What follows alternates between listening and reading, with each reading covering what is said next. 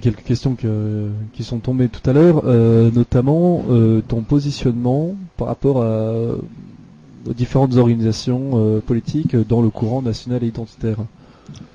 Moi, je sais que ma sympathie, elle vient en premier lieu vers le Front National pour une simple raison, c'est que c'est notre vitrine la plus visible et la plus connue pour les Français. Alors moi, je reste bloqué sur cette phrase de Jean-Marie Le Pen qui était « Nous sommes le syndicat des autochtones ».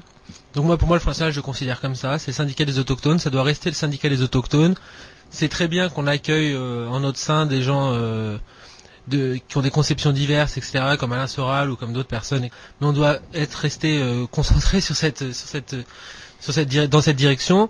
Faut pas se faire des illusions, etc. Si le français moyen, si le français, l'ouvrier, si l'artisan, si le commerçant vote pour nous, la raison principale, c'est parce qu'il en a marre de l'immigration, parce qu'il en a marre de l'insécurité. C'est pour toutes ces raisons-là.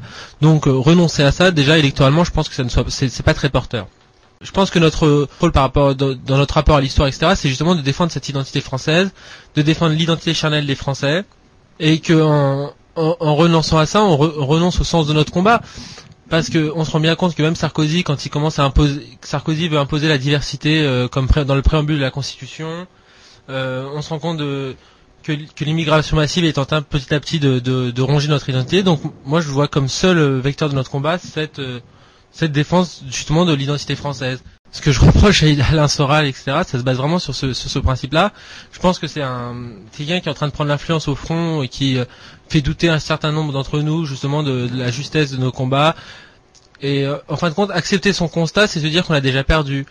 Oui, ils sont là, faisons avec. Justement, ils sont là, faisons avec. Quitte à faire une petite pique, Alain Soral nous parle tout le temps de l'homme dévirilisé, de virilité, mais c'est le premier à finalement courber les chines pour aller chercher un petit peu ailleurs et à dire que quitte à ce que tout soit foutu, autant essayer de s'entendre avec les vainqueurs. Hein. C'est un petit peu ça ce que c'est ce que je n'accepte pas du tout.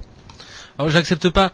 D'autant plus que je pense que quand on connaît un peu ces populations-là, c'est des populations qui ne respectent que les forts, qui justement ne respectent pas les faibles, ne respectent pas les gens qui courbent les chines. Donc dans un premier lieu déjà, son combat est perdu d'avance. En plus, moi je pense que c'est quelqu'un qui, quoi qu'on en dise, il a quand même 50 ans. Nous on est beaucoup plus jeunes. Moi j'ai 26 ans.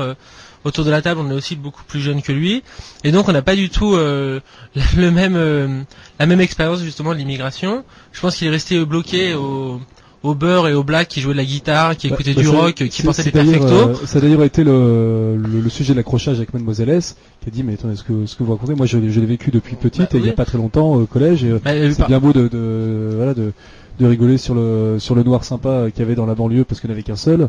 Mais maintenant ils sont en passe d'être majoritaires. Dans 30 ou 50 ans, en tant que Français de souche, en tant que blanc en France, on sera minoritaire. Je pense que le principal problème, c'est dû à son âge et à son milieu. C'est-à-dire que Alain Soral, quoi qu'on en pense, quoi qu'on en dise, etc., c'est un bobo plus rebelle que les autres et plus contestataire que les autres. Moi, je partage absolument son constat. C'est-à-dire que quand je lisais ses livres avant son arrivée au Front National, etc., moi, j'étais assez d'accord avec tout ce qu'il dit. Mais les solutions qu'il propose, c'est-à-dire retourner à la Troisième République et au hussard noir pour intégrer et pour assimiler 10 ou 15 millions de personnes d'origine allogène, etc., en France, non seulement c'est complètement utopique parce que c'est impossible. On voit bien que malgré du fait du nombre, on voit bien que malgré les milliards qui ont été investis dans les politiques d'assimilation, d'intégration, etc., ça n'a pas fonctionné. Et il y a une autre raison, c'est que Alain Soral n'est pas au pouvoir. Si un jour il est au pouvoir, ils seront plus 10 millions, ils seront plus 15 millions, ils seront 20 millions, 30 millions, 40 millions. Moi, la solution donc que je propose face à ça, c'est me dis, en tant que Français, il est temps de commencer à préparer notre propre communautarisme. Est-ce que le communautarisme dont tu parles et qu'il faut organiser, c'est pas une autre manière aussi de faire un constat que ils sont là, il faut faire avec, c'est-à-dire sans? Moi, je pense qu'il faut être réaliste. On n'est pas prêt d'avoir le pouvoir, que ça nous fasse plaisir ou non, faut quand même l'admettre. On n'aura pas le pouvoir demain, on n'aura pas le pouvoir après-demain. Le communautarisme présente un intérêt, c'est qu'il ne nécessite aucune prise de pouvoir préalable pour être mis en place. C'est-à-dire que ça dépend que de chacun d'entre nous, de notre courage, de notre capacité de mobilisation, de notre capacité d'engagement, de notre capacité à financer certaines actions, etc. Il y a un épigénomène, mais par exemple la soupe au cochon va totalement dans ce sens-là. Et justement, ce qu'il faut, c'est s'intéresser aux nôtres avant les autres. Donc là, avec un ami, on est en train de réfléchir à un projet d'une sorte de, je vous dirai pas plus, mais une sorte de rue 89 de droite, de la droite nationale, etc., identitaire.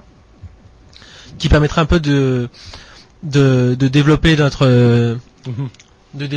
lectorat. Je pense que sur Internet, il y a moyen d'arriver à des publics très très larges. Il y a moyen de faire vraiment, je vous dis, un site central de la droite nationale en France et d'arriver à des taux de lectorat, je vous dis, qui soient comparables à ceux de rue 89 ou du site de Libé ou de sites comme ça. Mais le tout, c'est de... l'objectif, hein. Ouais. Mais je pense que c'est complètement faisable. Mais sachant par nos presses ce qui est pu se mettre en place, c'est que les gens puissent dégager du temps parce que c'est se déplacer, être là où quand ça se passe, prendre un scooter. Justement, je pense que la pub pourrait compenser ça. Et je pense que vraiment, si on a envie d'avoir de l'impact, si on a envie de dépasser les 10 000, 12 000, même 20 000 visiteurs, etc., je pense qu'il y a quand même un maximum dans notre mouvance. Faut commencer à réfléchir à d'autres solutions. Nous passions en revue tout à l'heure les organisations, différentes organisations politiques avec leur qualité et leurs défauts. On a parlé du Front National, de ER.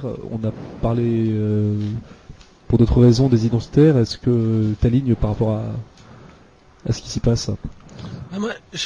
Les identitaires, honnêtement, ce qui me dérange un peu, mais c'est peut-être parce que je suis parisien, c'est tout le combat régionaliste. C'est-à-dire que pour moi, c'est quelque chose qui me parle pas du tout. Je trouve que... Pourtant, le régionalisme, tu en parles quand même souvent. Je pense à travers tes origines, oui. Oui, mais d'un point de vue folklorique, mais je pense que construire un combat là-dessus, en tant que Parisien, ça me parle pas. Après, je ne dis pas qu'à Nice, en Bretagne ou en Corse, ça ne peut pas parler.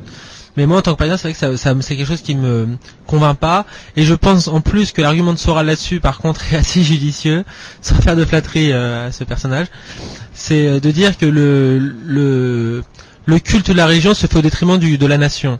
Et qu'en jouant le culte, on voit très bien que l'Union européenne joue vachement le jeu des régionalismes. Elle joue le jeu des régionalistes justement au détriment des nations.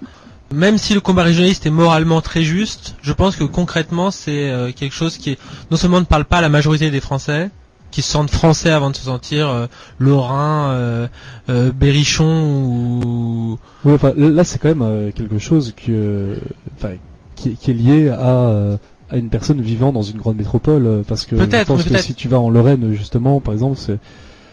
Mais je pense j'ai l'impression que c'est aussi... parce que le Front National qui était hégémonique en parlait peu, de la même façon qu'il parlait peu de l'Europe, ou alors forcément dans des termes très très durs, mais lié effectivement à l'Europe de Maastricht puis de Bruxelles, ça c'est le fait d'en parler qui fait que c'est interprété comme vouloir le mettre en avant par rapport à la nation.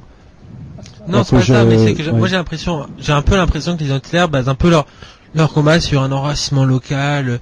Je vois sur Nice ce qui se fait, le combat ni ça. Moi, je sais que je pense, mais je dis, je ne connais pas du tout la sociologie niçoise. Mais moi, j'aurais beaucoup plus joué un truc. On est français face à l'immigration et point barre. Et c'est vrai que moi, en tant que Parisien, ça me surprend.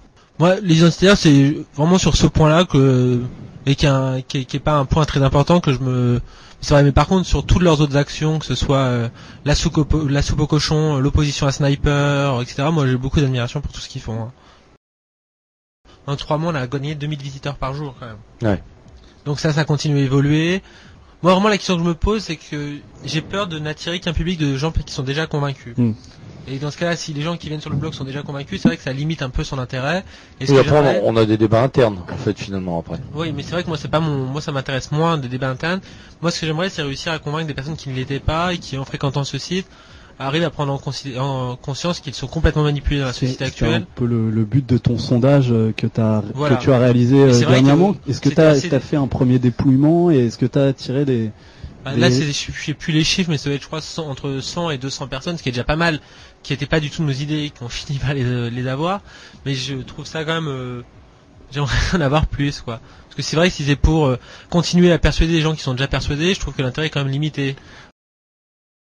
On va devoir clore cette émission. Peut-être François, un dernier mot pour nos auditeurs. Moi, je tiens à remercier tous les lecteurs. Et en particulier ceux qui contribuent, qui nous envoient des articles, qui nous soutiennent, qui nous sont fidèles depuis longtemps. Continuez à nous envoyer des articles si vous aimez notre site. Continuez à participer, continuez à donner votre avis. Et puis voilà, et surtout mobilisez-vous.